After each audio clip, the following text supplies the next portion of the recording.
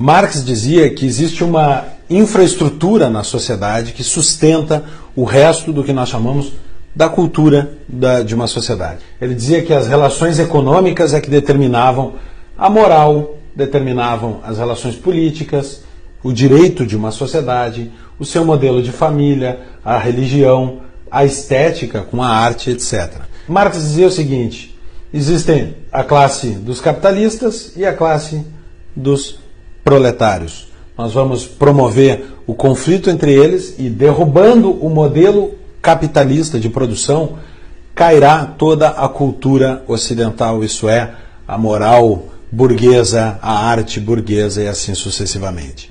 Marx focava, portanto, a sua teoria da sociedade no conflito entre classes que são agentes econômicos. No século XX, um pensador chamado Antônio Gramsci entendeu que, na verdade, este triângulo é ao contrário. O que Marx entendia que era a superestrutura, na verdade, é o que dá sustentação à economia capitalista. Gramsci disse: é a moral, é a estética, é o direito, é a família, é a religião, é a ciência burguesas que sustentam o modelo de economia capitalista. Isso fez com que toda a esquerda moderna mudasse a sua estratégia e passasse a gerar conflitos não entre agentes econômicos, mas entre os agentes de cada um desses aspectos. Um conflito na moral, um conflito no direito, um conflito na família, um conflito na estética, um conflito religioso, um conflito científico e assim sucessivamente. E quando todo este conflito no campo cultural estivesse pronto, isso derrubaria o modelo econômico capitalista. Por isso nós falamos hoje do marxismo cultural, que quer primeiro destruir a cultura ocidental para depois derrubar o modelo de produção capitalista. Por isso, atenção, quando a esquerda defende minorias, ela não está defendendo direitos individuais, ela está querendo promover microconflitos para derrubar o sistema capitalista e promover o socialismo. Professor Bautista Vidal, eu acabei de ler o seu livro, O Esfacelamento da Nação. Eu não sei se eu fiquei indignado ou assustado. O que é que o levou a escrever esse livro extraordinário? Eu não entendi, doutor Enéas, como é que um país mais rico do planeta, potencialmente rico, tinha seu povo na miséria e a nação inviabilizada no seu futuro. Então eu resolvi fazer uma análise global das políticas que levaram a isso e terminei constatando que elas têm origem externa e elas fazem parte de um conjunto harmônico que leva necessariamente ao desastre. Por exemplo, nós produzimos hoje, apenas com 13% do território, alimentos para alimentar 500 milhões de pessoas. Nós somos apenas 145 milhões e temos 30 milhões submetidos ao genocídio da fome. Nós estamos matando 1.600 crianças por dia de fome, todos os dias. Genocídio mesmo. Todos os A dias. que o senhor atribui isso, professor? Quer dizer, como é que nós chegamos aí? Isto, como eu falei, é resultado de um processo que foi se montando ao lado do tempo, de políticas vindas, em geral, de fora e com a conivência da nossa classe dirigente servil e que está levando... Exemplifique. Desculpe, é para os nossos telespectadores. Tem exemplos concretos? Vamos tomar no campo econômico. Isso. Por exemplo, o Brasil detém praticamente o monopólio do quartzo de primeira qualidade do planeta Terra. O quartzo é a matéria-prima essencial para todas as atividades do campo eletrônico, microcircuitos, circuitos integrados, computadores. Nós vendemos esse quartzo, que nós já temos o monopólio mundial, por 40 centavos de dólar, e depois, quer dizer, compramos o mesmo quartzo empacotado por 5 mil dólares. A energia de Curi, um outro exemplo, nos custa 42 dólares, o preço internacional é 52, entretanto, nós vendemos a 10, 12, 7. Sim, isso é imposto. É imposto porque nós aceitamos. Evidente. Que os dirigentes aceitam. Evidente. Professor, uma conversa que anda por aí, badalada, todo mundo fala, é a questão do Estado mínimo. Como é que o senhor vê isso? Eu acho isso uma grande bobagem. Não existe Estado mínimo nem Estado máximo, existe o Estado necessário. O Estado é o instrumento institucional e jurídico de execução do projeto de um povo, do projeto nacional.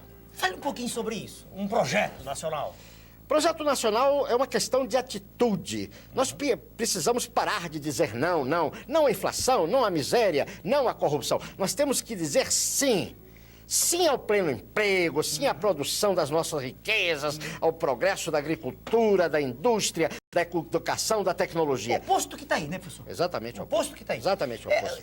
Ainda, quando o senhor fala nisso, mostrando que o Estado tem que ser forte, quer dizer, né? Eu digo ao senhor o seguinte: essa história das privatizações não está inserida nisso, não? Não está dentro do contexto? Claro, claro. Porque ao mesmo tempo que as nações hegemônicas fortalecem os seus estados, eles querem destruir os estados das nações hoje dependentes. Então o processo de privatização está nesse contexto. Tem uns exemplinhos, Quer dizer, agora aqui, essas últimas. Essas duas, por exemplo, o caso da Uzi Minas, né? A Uzi Minas, que é a segunda mais eficiente indústria siderúrgica do mundo, né? Quer dizer, é um patrimônio de 15 bilhões com B de dólares, e foi entregue por um valor que não vale um gol usado. Isso é um dado da Procuradoria-Geral da República que estudou detalhadamente a questão. É uma transferência de patrimônio. A transferência de patrimônio. Professor, existe um documento terrível, que eu sei que o senhor conhece bem. Fale um pouquinho para os nossos telespectadores dele. Fale sobre o Consenso de Washington. Bom, o Consenso de Washington sintetiza num documento onde todas essas ações. Ninguém pode dizer que desconhece. Porque isso está consubstanciado num documento onde a participação nacional foi nenhuma. Isso veio de fora, por isso se chama Washington. Imposto. Então, imposto. O processo de privatização, a reforma administrativa, a reforma fiscal, a reforma ilegítima da Constituição, a destruição, está tudo lá. Tudo lá. Só não sabe quem não quer saber. Essa história, professor, da globalização da economia. A globalização é aquela história, né, da livre competição, da raposa e da galinha. Nós já sabemos qual é o final. O senhor diz no seu livro que nós caímos numa armadilha. É uma armadilha fruto de todas essas contingências. Vou dar apenas um exemplo. Eles falam na competição entre nações. Se eu tenho a competição entre empresas, uma empresa vai à falência e manda pra rua seus trabalhadores, seus operários. A nação vai à falência, vai matar o seu povo.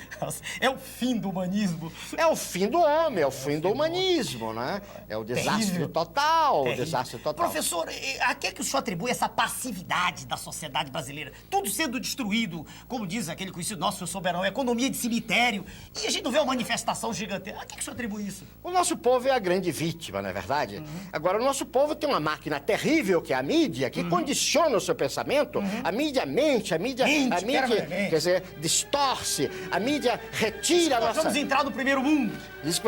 A mídia destrói a nossa autoestima, faz que nós não nos amemos a nós mesmos, Não nos respeitemos. Destrói o conceito de nação, a coisa de família. Professor, é porque o nosso tempo está chegando. Uma coisinha de que eu quero que o senhor fale.